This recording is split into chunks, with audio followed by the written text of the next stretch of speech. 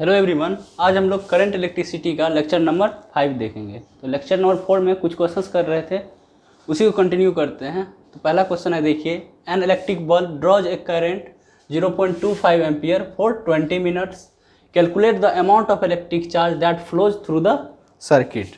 देखिए यहाँ पे मान लीजिए ये सर्किट है, सर्किट में एक सेल लगा हुआ है और एक बल्ब लगा हुआ है। ये बल्ब जो है कितना करंट ले रहा है इस सेल से? 0.25 एम्पियर। कितने टाइम के लिए? 20 मिनट्स के लिए, T = 20 मिनट्स के लिए। देखिए तो ये बल्ब जो ले रहा है करंट, तो इस क्रॉस सेक्शन थ्रू ले रहा होगा, ठीक है। इसी क्रॉस सेक्शन से वायर से चार्ज फ्लो कर रही होगी। कितने टाइम के लिए? 20 मिनट के लिए। और I का वैल्यू क्या है? I मतलब करंट। पिछले क्लास में बताया था ना कि करंट को हम लोग I से डिनोट करते हैं। तो I का वैल्यू कितना है? 0.25 एम्पियर।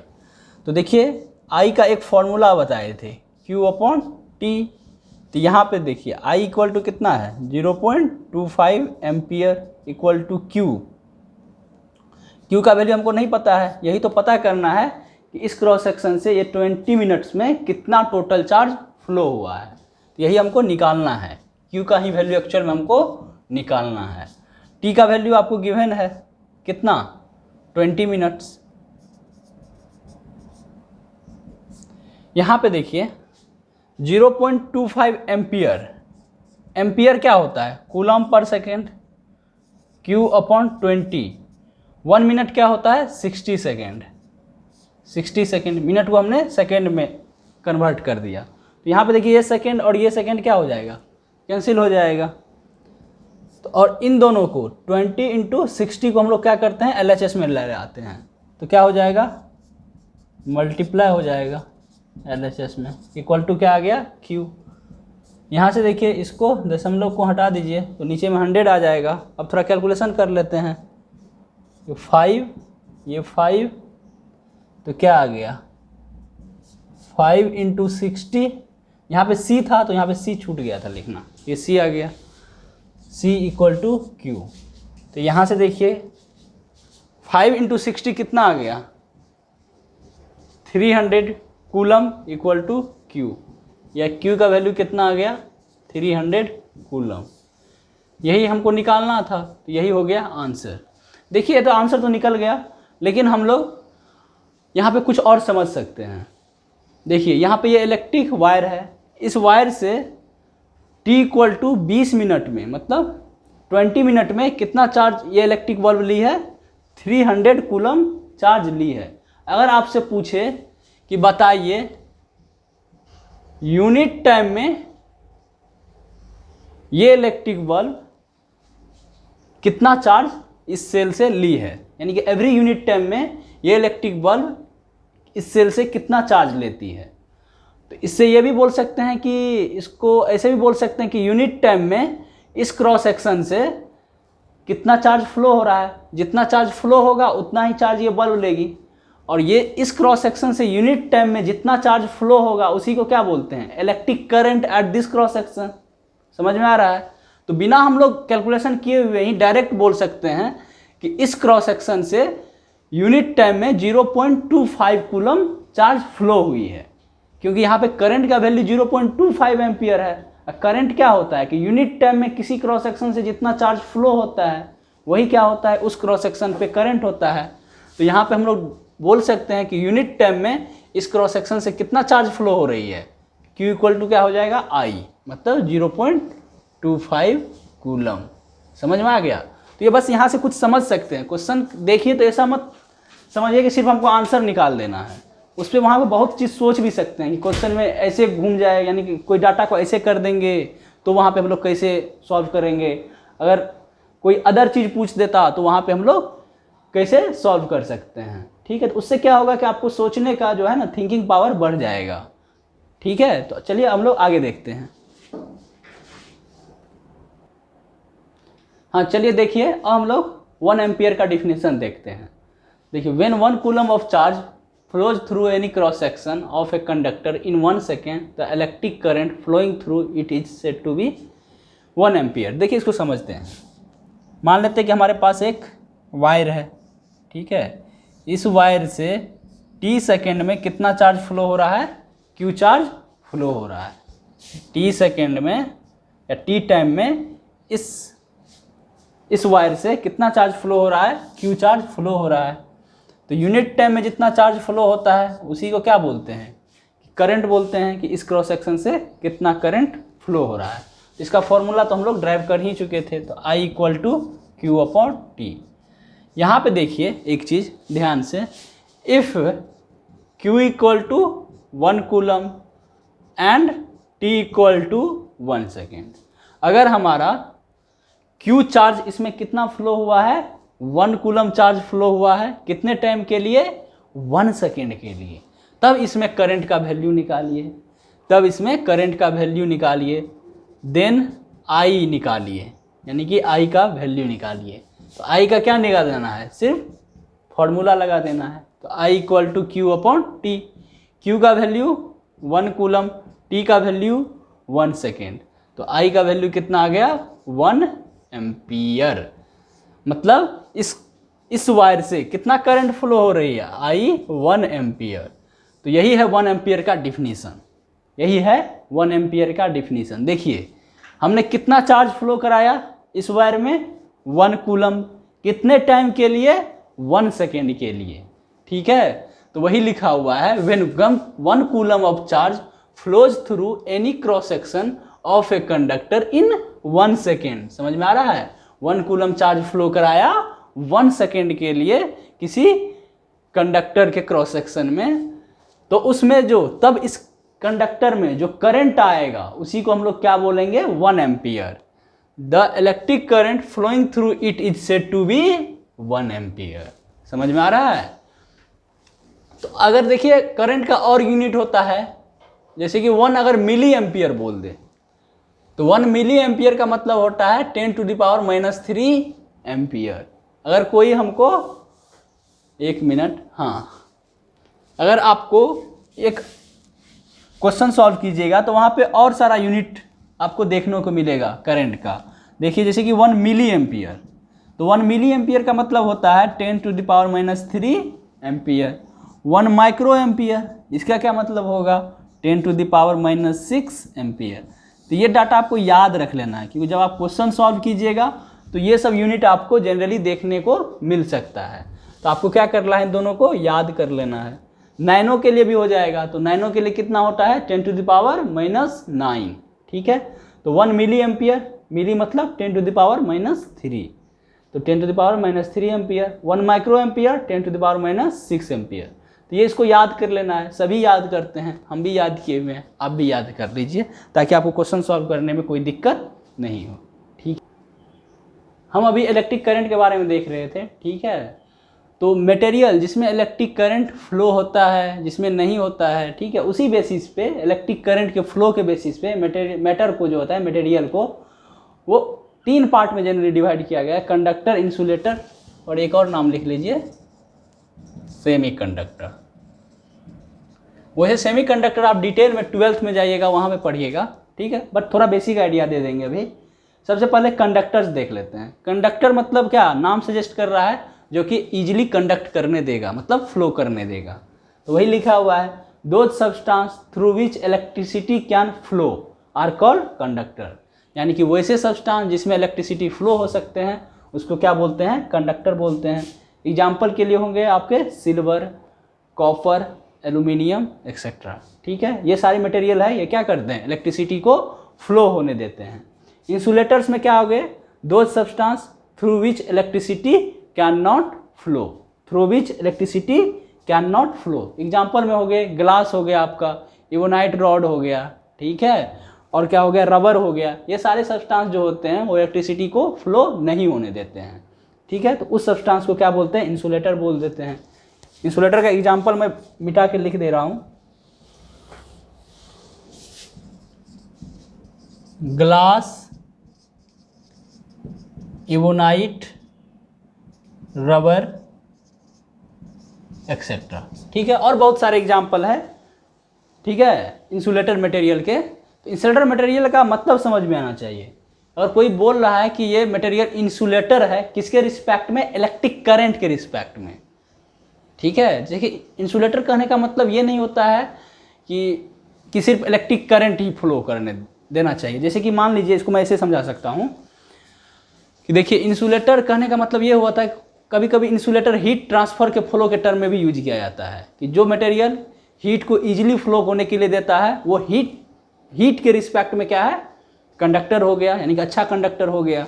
और जो हीट को फ्लो होने नहीं देता है वो हीट के रिस्पेक्ट में क्या हो गया? इंसुलेटर हो गया। उसी तरह से अगर हम लोग इलेक्ट्रिक करंट की बात करें, करंट इलेक्ट्रिसिटी में हम लोग किसकी बात कर रहे हैं? इलेक्ट्रिक करंट की।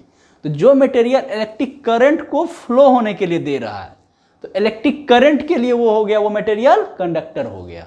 समझ में आ रहा है? इलेक्ट्रिक करंट के लिए वो मटेरियल हुआ कंडक्टर। और जो मटेरियल इलेक्ट्रिक करंट को फ्लो होने नहीं दे रहा है वो इलेक्ट्रिक करंट के लिए हो गया इंसुलेटर। समझ में आ गया? एक होता है सेमीकंडक्टर। तो सेमीकंडक्टर तब आएगा जब मान लीजिए कि कोई एक अच्छा कंडक्टर है। मान लीजिए अच्छा कंडक्टर कहने का मतलब, देखिए जैसे गुड कंडक्टर। तो गुड कंडक्टर क्या होता है? जो कि बहुत इजीली करंट को फ्लो होने के लिए देगा। यानी कि बहुत इजीली करंट के लिए फ्लो होने के लिए देने का मतलब हुआ कि वो कोई ज़्यादा रेसिस्टेंस वो करंट के फ्लो के प्रोसेस में नहीं क्रिएट करेगा। जैसे कि एक वायर है जो कि बहुत इजीली करंट को फ्लो होने के लिए दे रहा है, मतलब कोई रेसिस्टेंस क्रिएट नहीं कर रहा है, उसको एक अच्छा कंडक्टर बोलेंगे। ठीक है, एक इंसुलेटर किसको बोलेंगे? जो कि करंट को फ्लो होने के लिए दे ही नहीं रहा है, मतलब बहुत ज़्यादा रेसिस्टेंस यहाँ पे लेके आ रहा है, करंट के फ्लो में बहुत ज़्यादा रेसिस्टेंस लेके आ रहा है, उसको क्या बोल देते हैं? इंसुलेटर बोल देते हैं। और सेमीकंडक्टर किसको बोलेंगे? जो कि ना ही बहुत इजीली करंट को फ्लो होने के लिए देगा और ना ही ऐसा भी नहीं है कि वो करंट को फ्लो करने देगा ही नहीं। अगर करंट को फ्लो करने नहीं देगा तो वो क्या हो जाएगा? इंसुलेटर हो गया। लेकिन ये इजीली करंट को भी फ्लो होने के लिए भी नहीं देगा, मतलब बीच में रहेगा। कहीं ना कहीं इस सेमीकंडक्टर में करंट की वैल्यू जो होती है वो गुड कंडक्टर से क्या होती है? कम होती है, और इंसुलेटर से ज़्यादा होती है। मतलब इंसुलेटर में तो नहीं के बराबर करंट फ्लो होगा, इसमें बहुत ज़्यादा करंट फ्लो होगा। सेमीकंडक्टर में क्या होता है कि थोड़ा कम करंट फ्लो होता है। किसके रिस्पेक्ट में? गुड कंडक्टर्स के रिस्पेक्ट में। समझ में आ रहा है? तो मैं इसको एक चीज़ शायद बताया था आपको फर्स्ट लेक्चर में कि सेमीकंडक्टर में चार्ज कैरियर्स आपका क्या होता है? Electrons and hole. मतलब सेमीकंडक्टर में जो करंट जो फ्लो होता है वो किसके फ्लो के कारण होता है? इलेक्ट्रॉन्स एंड होल्स के फ्लो के कारण होता है। देखिए इलेक्ट्रॉन के बारे में तो आपको पता ही है, होल्स के बारे में आप लोग 12th में जब जाइएगा तो वहाँ पे पढ़िएगा कि होल्स क्या होता है, होल्स कैसे मूव करता है, जिससे चार्ज मूव करता है, जिससे इलेक्ट्रिक करंट सेमीकंडक्टर में फ्लो होता है। ठीक है, आप बस इसको याद रख लीजिए कि सेमीकंडक्टर में किसके फ्लो के कारण इलेक्ट्रिक करंट फ्लो होता है? तो इलेक्ट्रॉन्स एंड होल्स। अगर कोई आपसे पूछे कि मेटल में किसके फ्लो के कारण इलेक्ट्रिक करंट फ्लो होता है? तो इलेक्ट्रॉन के फ्लो के कारण। ठीक है, समझ में आ रहा है? ये बताया था। और इलेक्ट्रोलाइट्स में किसके फ्लो के कारण इलेक्ट्रिक करंट फ्लो होता है? आयंस के। ये सारी चीज आपको बता चुके हैं। अब देखिए एक चीज बताइए, कंडक्टर और इंसुलेटर्स में ऐसा क्या डिफरेंस है कि कंडक्टर जो है इलेक्ट्रिसिटी को फ्लो होने के लिए दे रहा है, मतलब करंट को फ्लो होने के लिए दे रहा है, और इंसुलेटर करंट को फ्लो होने के लिए नहीं दे रहा है। क्वेश्चन आता है ना कि कंडक्टर के पास ऐसा क्या प्रॉपर्टी है, ऐसा क्या इसके पास स्पेसिफिक एडवांटेज है कि ये इलेक्ट्रिक करंट को फ्लो होने के लिए दे रहा है कंडक्टर, और इंसुलेटर मटेरियल इलेक्ट्रिक करंट को फ्लो होने के लिए नहीं दे रहा है। तो देखिए मान लीजिए कि हमारे पास एक कंडक्टर मटेरियल है, ठीक है, और हमारे पास एक इंसुलेटर मटेरियल है। ठीक है, तो देखिए कंडक्टर में क्या होता है, तो कंडक्टर भी एक मटेरियल है। आपको पता है कि हर एक मटेरियल क्या होता है? अपने मॉलिक्यूल से मिलके बना होता है, और हर एक मॉलिक्यूल्स क्या होता है? अपने एटम से मिलके बना होता है। और एटम किससे मिलके बना होता है? इलेक्ट्रॉन, प्रोटॉन और न्यूट्रॉन। आपको ये भी पता है कि प्रोटॉन और न्यूट्रॉन क्या होता है? न्यूक्लियस में रहता है, और इलेक्ट्रॉन क्या होता है? आउटर सेल में रिवॉल्व करते रहता है, चक्कर लगाते रहता है, ठीक है, स्पेसिफिक ऑर्बिट में। इंसुलेटर में भी, तो इंसुलेटर भी एक मटेरियल है, तो वो भी किससे बना होगा? अपने मॉलिक्यूल से बना होगा, और मॉलिक्यूल किससे बना होगा? अपने एटम से बना होगा। और एटम में क्या होगा? इलेक्ट्रॉन, प्रोटॉन, न्यूट्रॉन होगा। प्रोटॉन, न्यूट्रॉन क्या होगा? वो न्यूक्लियस में होगा, और इलेक्ट्रॉन चारों ओर रिवॉल्व कर रहा होगा। कंडक्टर में क्या होता है कि वो इलेक्ट्रॉन जो रहता है, जो आउटर सेल में रहता है, वो न्यूक्लियस से फ्री हो जाता है, मतलब न्यूक्लियस से बंधा हुआ नहीं रहता है। तो यहाँ पे क्या हो जाता है? फ्री इलेक्ट्रॉन हो जाता है। किसके पास फ्री इलेक्ट्रॉन्स रहता है? कंडक्टर्स के पास फ्री इलेक्ट्रॉन्स रहता है। और इंसुलेटर के पास क्या फ्री इलेक्ट्रॉन्स रहता है? नहीं रहता है। इंसुलेटर्स के पास जितने भी इलेक्ट्रॉन्स होते हैं वो सारे क्या होते हैं? न्यूक्लियस से बंधे हुए होते हैं। मतलब यहाँ पे जो इलेक्ट्रॉन्स होते हैं इंसुलेटर में, वो अपना मनमानी नहीं कर सकते हैं। लेकिन कंडक्टर के पास जो इलेक्ट्रॉन्स होते हैं, फ्री इलेक्ट्रॉन्स जो होते हैं, वो न्यूक्लियस से फ्री होते हैं। मतलब वो उसको जहाँ मन करे वहाँ घूम सकते हैं, जहाँ मन करे उसको वहाँ जा सकता है। लेकिन यहाँ पे इंसुलेटर के इलेक्ट्रॉन को ये फैसिलिटी नहीं है। तो यहाँ पे कंडक्टर के पास जो फ्री इलेक्ट्रॉन होते हैं, तो ये फ्री इलेक्ट्रॉन मूव कर सकते हैं। फ्री का मतलब क्या? ये इजीली मूव कर सकता है। जब इलेक्ट्रॉन मूव करेगा तो इलेक्ट्रॉन पे जो चार्ज होता है, कितना चार्ज होता है? -1.6 × 10⁻⁻19 कूलम। ये भी मूव करेगा। और जब चार्ज मूव करेगा तो क्या होगा? करंट क्रिएट होगा, करंट क्रिएट होगा। इसी कारण कंडक्टर के पास फ्री इलेक्ट्रॉन होने के कारण ये करंट को इजीली फ्लो होने के लिए देता है, ठीक है। और इंसुलेटर के पास फ्री इलेक्ट्रॉन्स नहीं होता है, इसी कारण ये इजीली फ्लो होने के लिए नहीं देता है। समझ में आ रहा है? लॉजिक आपको पता चल रहा है कि क्या डिफरेंस है कंडक्टर और इंसुलेटर्स में? ताकि कंडक्टर क्या करता है? करंट को फ्लो होने के लिए देता है, और इंसुलेटर करंट को फ्लो होने के लिए नहीं देता है। चलिए एक चीज़ और देख लेते हैं। देखिए एग्जाम्पल है आपके पास, एक मटेरियल ए है, ठीक है, एक मटेरियल बी है। मटेरियल ए के पास फ्री इलेक्ट्रॉन कितना है पता है? 2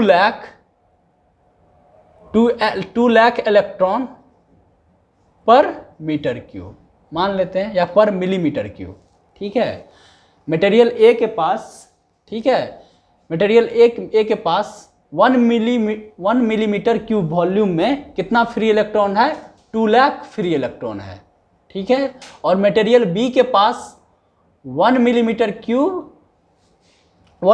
क्यूब वॉल्यूम में कितना फ्री इलेक्ट्रॉन्स है? 5 लाख फ्री इलेक्ट्रॉन्स है, ठीक है, 5 लाख फ्री इलेक्ट्रॉन्स है।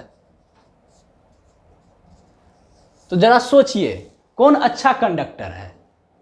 कौन अच्छा कंडक्टर है? मटेरियल ए के पास कितना फ्री इलेक्ट्रॉन है? 2 लाख फ्री इलेक्ट्रॉन है 1 मिलीमीटर क्यूब वॉल्यूम में। मतलब 1 मिलीमीटर क्यूब का स्पेस लीजिएगा ना मटेरियल ए का, मतलब 1 मिलीमीटर क्यूब का टुकड़ा लीजिएगा, तो उसमें कितना फ्री इलेक्ट्रॉन्स होंगे? 2 लाख फ्री इलेक्ट्रॉन्स होंगे। मटेरियल बी में 1 मिलीमीटर क्यूब यानी कि सेम वॉल्यूम का लीजिएगा मटेरियल बी, उसमें कितना फ्री इलेक्ट्रॉन्स होंगे? 5 लाख होंगे। तो बताइए कौन अच्छा कंडक्टर है? तो जिसके पास ज़्यादा फ्री इलेक्ट्रॉन्स वो अच्छा कंडक्टर। किसके पास ज़्यादा फ्री इलेक्ट्रॉन्स है? इसके पास, तो ये अच्छा कंडक्टर है। समझ में आ रहा है? कंडक्टर इंसुलेटर को आप ऐसे भी बहुत इजीली समझ सकते हैं। चलिए अब हम लोग आगे देखते हैं। देखिए इलेक्ट्रिक पोटेंशियल, अब हम लोग नेक्स्ट जो स्टार्ट कर रहे हैं इलेक्ट्रिक पोटेंशियल, इसके बारे में थोड़ा जान लेते हैं अभी, ठीक है। डिटेल में तो हम लोग नेक्स्ट क्लास में यानी नेक्स्ट लेक्चर में देखेंगे। द इलेक्ट्रिक पोटेंशियल और potential at A point in an electric field is defined as work done in unit positive charge from infinity to that point, ठीक है, from infinity to that point। देखिए इसके बारे में समझते हैं। इलेक्ट्रिक पोटेंशियल तो बाद में देखेंगे, पहले इलेक्ट्रिक फील्ड के बारे में समझ लेते हैं। देखिए अर्थ आप लोग जानते हैं हम लोग किस पे रहते हैं? अर्थ पे रहते हैं। यहाँ पे अगर कोई बॉल को छोड़ देंगे तो अर्थ क्या करेगी? इस बॉल को अपनी ओर खींच लेंगी, ठीक है। अर्थ क्या करेगी? इस बॉल को अपनी ओर खींच लेगी, ठीक है। क्या यहाँ पे देखिए एक चीज़, अर्थ और बॉल दोनों के बीच में कोई कॉन्टैक्ट है? दिख रहा है कि दोनों एक दूसरे को टच कर रहा है? नहीं कर रहा है, कोई कॉन्टैक्ट नहीं है। लेकिन फिर भी अर्थ क्या कर रहा है? बॉल को अपनी तरफ खींच ले रहा है। तो ये जो फोर्स यहाँ पे लगा रहा है अर्थ बॉल पे, ये क्या है? नॉन कॉन्टैक्ट नेचर का है। तो लोगों ने सोचा कि अर्थ बॉल पे बिना कॉन्टैक्ट हुए कैसे फोर्स लगा रहा है। ठीक है, अर्थ जो है बॉल से बिना कॉन्टैक्ट किए कैसे फोर्स लगा रहा है। तो एक हाइपोथेटिकल कॉन्सेप्ट दिया गया कि अर्थ जो है अपने चारों तरफ एक फील्ड क्रिएट करता है। अर्थ जो है अपने चारों तरफ एक फील्ड क्रिएट करता है। अगर उस फील्ड में कोई भी ऑब्जेक्ट आता है, अगर उस फील्ड में कोई भी ऑब्जेक्ट आता है तो उसको क्या करेगा? अर्थ अपनी तरफ खींच लेगा। तो इलेक्ट्रिक फील्ड यहाँ पे, ये इलेक्ट्रिक फील्ड नहीं है, इसको बोलते हैं ग्रेविटेशनल फील्ड। ये आप 9th क्लास में पढ़े होंगे कि कोई भी ऑब्जेक्ट, कोई भी मास, ठीक है, अपने चारों तरफ कौन सा फील्ड क्रिएट करता है?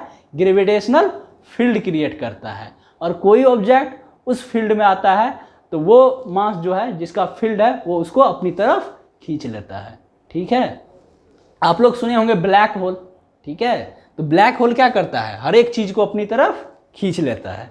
तो ब्लैक होल का इलेक्ट्रिक फील्ड बहुत स्ट्रांग होता, ब्लैक इलेक्ट्रिक फील्ड नहीं, ब्लैक होल का ग्रेविटेशनल फील्ड जो होता है वो बहुत स्ट्रांग होता है, वो किसी भी ऑब्जेक्ट को अपनी तरफ खींच लेता है।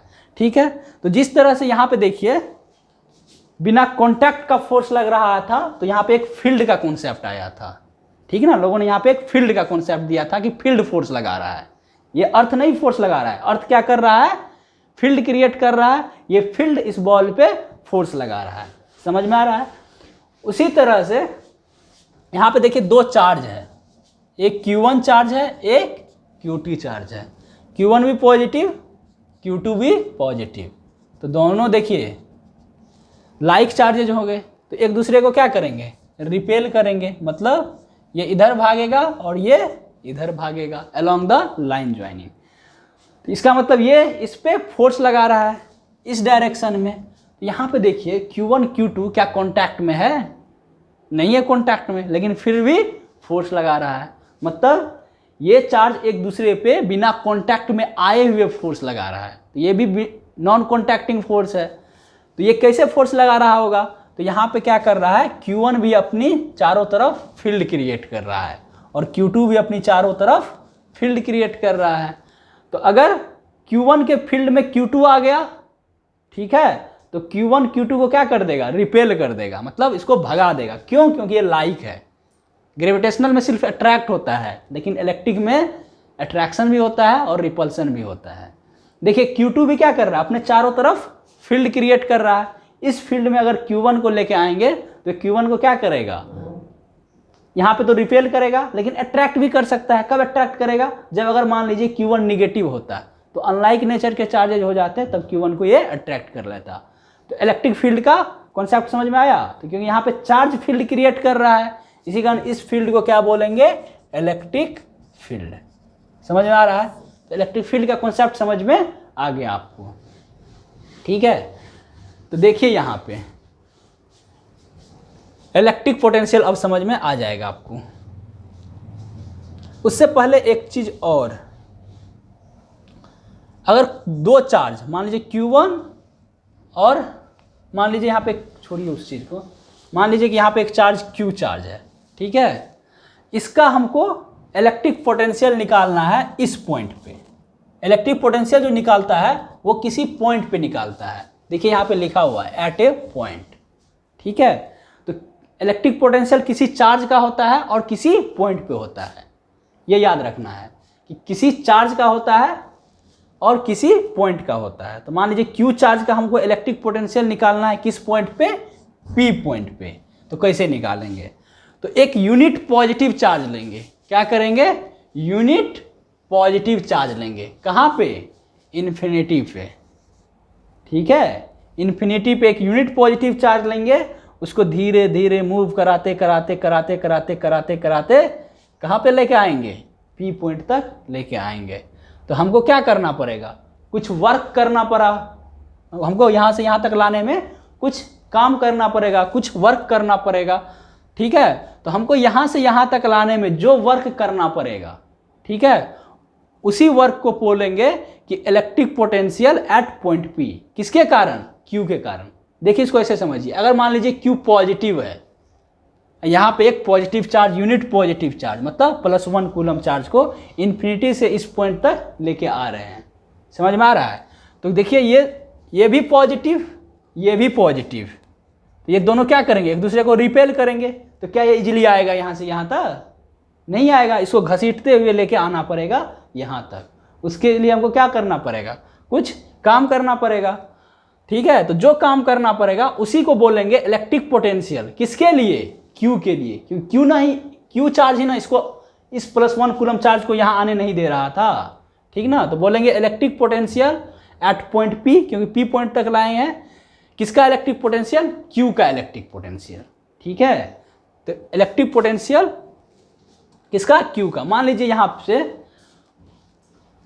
+Q चार्ज लाए हैं इन्फिनिटी से यहाँ तक। कितना चार्ज लेके आए हैं? +Q चार्ज लेके आए हैं इन्फिनिटी से P पॉइंट तक। तो हमको कितना वर्क करना पड़ा? W वर्क डन करना पड़ा। तो Q चार्ज को इन्फिनिटी से पॉइंट P तक आने में कितना वर्क डन करना पड़ रहा है? W वर्क डन करना पड़ रहा है, W वर्क डन करना पड़ रहा है। तो यूनिट चार्ज को इन्फिनिटी से P पॉइंट तक लाने में कितना वर्क डन करना पड़ेगा? W/Q। सिंपल। 5 पेन का प्राइस अगर 20 रुपीज़ है तो 1 पेन का प्राइस कितना हो जाएगा? 20/5। तो वही है कि Q चार्ज को यहाँ से यहाँ तक लाने में हमको W वर्क डन करना पड़ रहा है। तो यूनिट चार्ज को यहाँ से यहाँ तक लाने में जो वर्क डन करना पड़ेगा, तो कितना वर्क डन करना पड़ेगा? W/Q। उसी को क्या बोलेंगे? Electric potential. उसी को क्या बोलेंगे? इलेक्ट्रिक पोटेंशियल, या सिंपली इसको पोटेंशियल भी बोलते हैं, पोटेंशियल, क्योंकि इलेक्ट्रिसिटी में बात कर रहे हैं। तो इलेक्ट्रिक पोटेंशियल को सिंपली लोग बोल दीजिएगा कि इलेक्ट्रिसिटी चैप्टर में पोटेंशियल, मतलब समझ लेंगे कि electric potential of Q charge.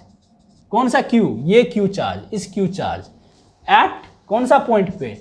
Eight P point, at point P। कितना? W/Q। समझ में आ गया? तो यही है इलेक्ट्रिक पोटेंशियल। अब चलिए इससे आगे हम लोग इस पर क्वेश्चंस और थोड़ा और डिस्कशन नेक्स्ट क्लास में करेंगे, ठीक है, नेक्स्ट लेक्चर में। Thank you.